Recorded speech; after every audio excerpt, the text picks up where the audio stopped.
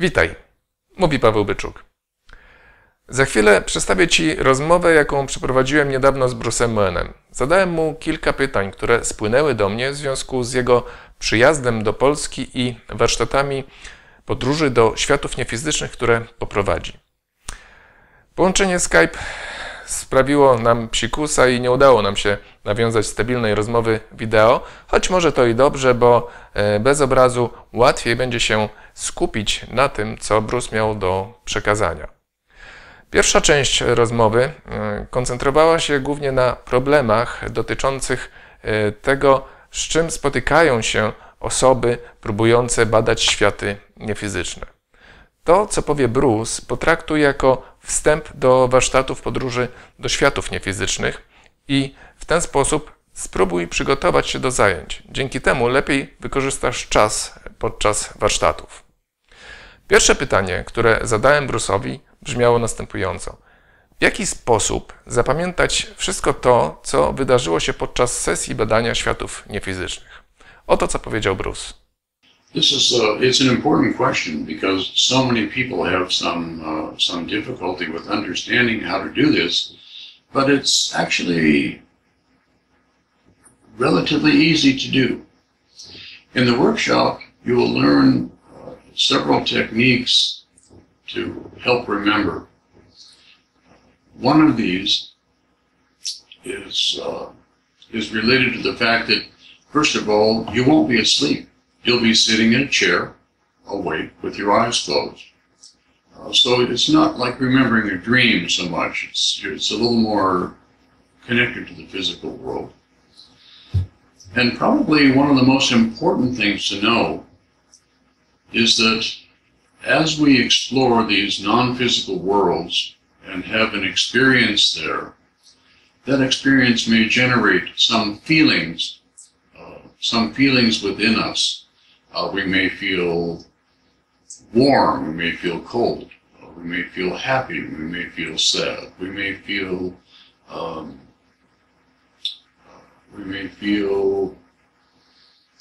something like a sound. For example, perhaps in this exploration, I'm suddenly thinking about hearing the sound of a mosquito and thinking to myself how much I hate those mosquitoes because they bite. That sound of the mosquito is a feeling.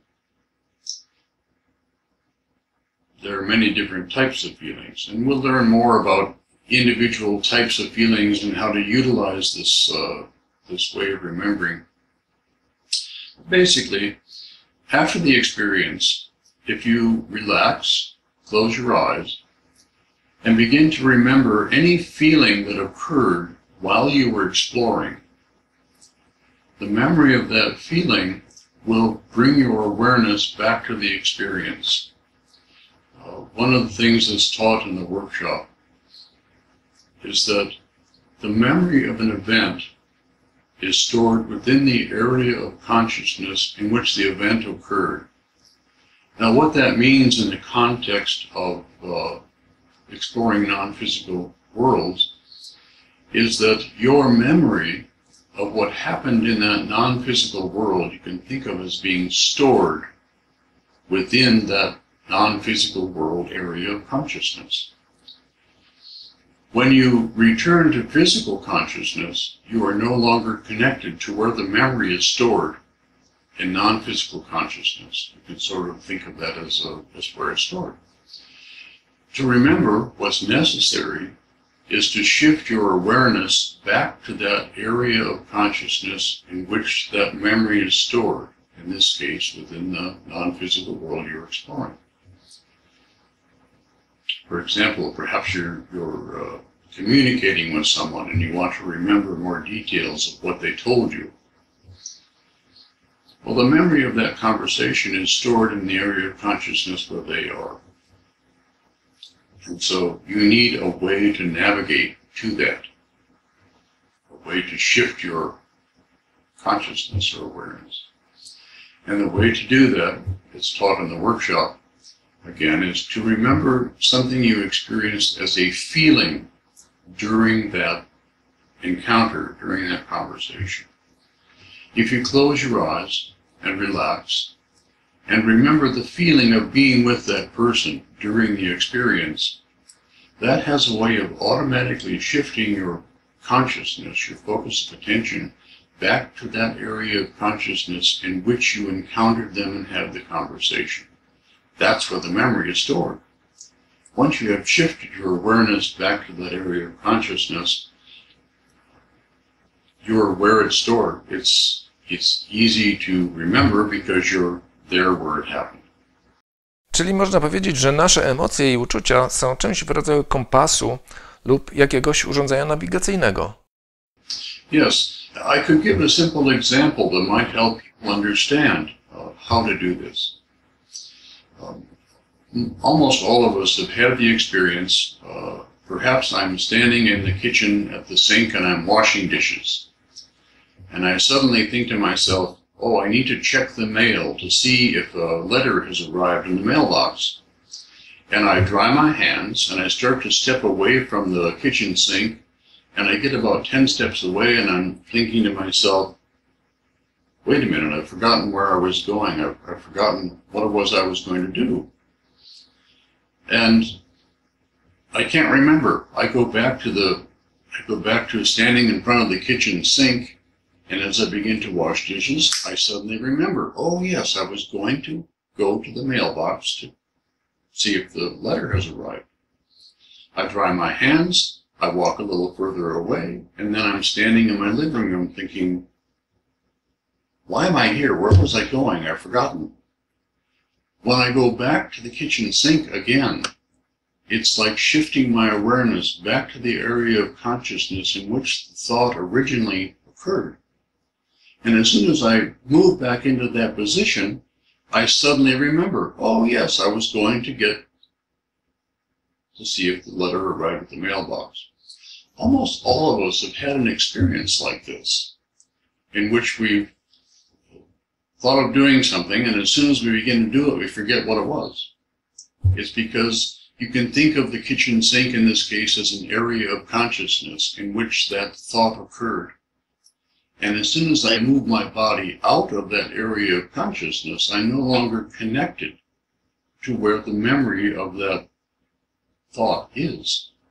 When I stand back in that position, I've moved back to that area of consciousness, and it just comes back into my mind. So here's some advice about what to do in that case as a way of explaining how we do this in a workshop. When you walk away from the kitchen sink and realize that you can't remember what it was you were going to do, stop, close your eyes, and just imagine that you were walking back to the kitchen sink. Imagine that you were going back to the area of consciousness in which the thought occurred. When I do this, I've discovered that just imagining going back to that area of consciousness, in this case the kitchen sink in the example, as soon as I imagine standing in front of the sink, the memory comes back, without actually physically going there. To jest bardzo konkretny sposób i zarazem gotowa recepta, którą można wykorzystać od razu. A skoro już mówimy o czuciach i emocjach, to pojawia się kolejny problem, czyli ich nadmiar, który występuje na przykład w momencie wychodzenia z ciała. Efekt jest taki, że następuje ekscytacja nowym stanem świadomości i natychmiastowy powrót do świadomości fizycznej. W rezultacie podróże nie trwają dłużej niż kilka sekund, czasami minut. Co zrobić, żeby nauczyć się panować nad emocjami i żeby spokojnie odkrywać światy niefizyczne? This is another topic that is taught in the workshop in some detail, and there are a number of ways of dealing with this issue. It is not uncommon for people to encounter experiences that cause the feeling of strong emotion. And particularly when people are beginning to learn to perform what's called a retrieval, when people are learning to help assist those who died go to where it is they're going to go, Sometimes in your interaction with that person, the emotional content of the experience may be quite overwhelming, and it may be so overwhelming as to be distracting. There are basically two ways that you can observe or gather information in such an encounter with a person. You can do this as if you are there with the person. So perhaps you feel that you are standing in front of them, they are standing in front of you. Something that they are doing or something you're involved in is broadcasting tremendously powerful emotion, and we tend to begin to experience the feeling of that person's emotion. It can get very, very strong and very, very distracting. And as long as we stay in that position of being in the experience with that person, that emotion can stay very, very strong. One of the things that we can do, and one of the things that you learn in the workshop, is that there's another way. And that way is to observe rather than be in the experience, to observe the experience. And so the advice I give in the workshop is imagine or pretend that there is a glass window off to your side, and that you step behind the glass window and continue to observe and interact with this person. What you have done is move from being in the experience to observing the experience. And what people typically report is, as soon as they pretend to step behind the window, the level of emotion immediately begins to drop and become more manageable. I guess I would say it's as easy as it is to imagine or pretend that you're standing with the window between you and the person in front of you. Not that you have to see the window, or feel the window, or touch the window, just that you imagine you're standing behind a window. For example, if all you did was remember the last time you stood at the window in your home, looking out. If you just pretend you're doing that, it will shift your awareness to that observer position. So many of these things appear to be difficult, but with a little understanding become quite easy. Pozostajmy przy emocjach. Jedną z najsilniejszych emocji jest strach, który potrafi sparaliżować do tego stopnia, że wpadamy w panikę i zupełnie nie kontrolujemy tego, co robimy. W przypadku podróży do światów niefizycznych, a w szczególności doświadczeń poza ciałem, efektem strachu jest chęć natychmiastowego powrotu do świadomości fizycznej. Dla osób doświadczających spontanicznych wyjść poza ciało jest to wręcz traumatyczne przeżycie. Jak sobie z tym poradzić? This also is a fairly common experience for those who use out-of-body experience as a way of exploring. Personally, I attempted to learn to do out-of-body experience at will for a number of years with no success. So I should say at this point that you will learn in the workshop that out-of-body experience is really not necessary to explore. But getting back to your question, there are several sources of this feeling of fear. In the out-of-body experience, part of the problem is the experience of leaving the body evokes the memory of having died in the past. And so, as a person first begins to leave their body, very often the fear is the fear that they're going to die, or the fear that they are dying. Because consciously leaving the body at death is a memory that some of us may hold in our subconscious. In the workshop, I don't teach out-of-body experience. As I said, it's not really necessary. And I do teach some tools that can be used to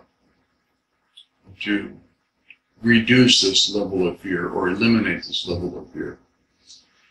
And that tool is based on something called the law of love and fear. It's not a law passed by Congress. It's a law more like the law of gravity. It just seems to work. And the law of love and fear says, love and fear cannot be in the same place at the same time. And so, if you begin to experience the feeling of fear, if you're conscious enough to be able to do this in an out-of-body experience, it's more difficult, I understand. In my technique, it's much simpler. If you can just shift your focus of attention to remembering a time that you were feeling loved or loving. So remembering that feeling of love and experiencing the feeling eliminates the feeling of fear. As an example, I have two quick examples. In a workshop I gave in Boston some years ago, a young woman's religious beliefs had taught her that if she were to explore these non-physical worlds, that there would be demons there, horrible demons who were going to take her soul and take her to hell. These were her beliefs. And indeed, every time she began to try to do any exploration beyond the physical world, she encountered demons that caused her to feel great fear that they were going to somehow capture her soul. In the workshop, she listened to my lecture about the law of love and fear. And in our first exercise of her exploration beyond the physical world, she described later what had happened. She said, I began to shift my focus of attention to this non-physical world, and there were the demons. And they were causing me to begin to feel fear. And she said as she was beginning to feel fear and ready to leave and come back, she looked down and saw that she had a child's squirt gun in her hand, something you squirt water with. And there was a little tube connected from it to her heart. And she thought to herself, that's interesting. And so she aimed the squirt gun at one of the demons and pulled the trigger, and it squirted what looked like water, and the demon disappeared. And so she squirted the next one, and it disappeared. And the next one, and the next one, and the next one, and they all disappeared. What she was using is another part of the technique called projecting love. When we encounter something that causes us to feel fear, if we can feel love and then send love to or project love at whatever's causing us to feel fear, one of two things will happen. In my experience, in the experience of participants in the workshop, either this fear, like the woman's demon, will just disappear, or sometimes what happens is the face of the demon disappears to uncover that there is someone actually there who is not a demon, that only her beliefs were projecting a demon over a person who was really there. And then she can communicate with that person. It's called a fear mask. In another brief description of an experience, I had a man who sent me an email and said he was practicing out-of-body experience, but every time he got out of his body, there was this horrible beast. It was a half man and half dragon. And he'd get out of his body and he started to leave the house, and the dragon attacked him. And he said it was a fight to the death. He finally managed to get back into his body. He had tried a number of times, but every time he tried, the dragon was there. He'd get out of his body and the dragon would attack, and there'd be this horrible fight. And so I described to him that the next time he attempted his out-of-body experience and encountered the dragon, he should first remember the feeling of love and then find a way to project love at the dragon. I got an email from him again sometime later, and he said, I tried it. He said, I got out of my body again, and the dragon was there again, and I was just about to begin to fight with the dragon so I could get back to my body. And he said, well, wait, I'll try that silly thing Bruce talked about, feeling love and projecting love. So he said, I remembered I remember the time when I was petting my cat and the love I felt in that feeling, and then I projected that love at the dragon, and he said the strangest thing happened. The dragon completely disappeared, and there was a man standing there who looked at me and said, "You've got to come with me right away. We've got to go fix this." He said, "Okay," and he left with the man and had an incredible adventure.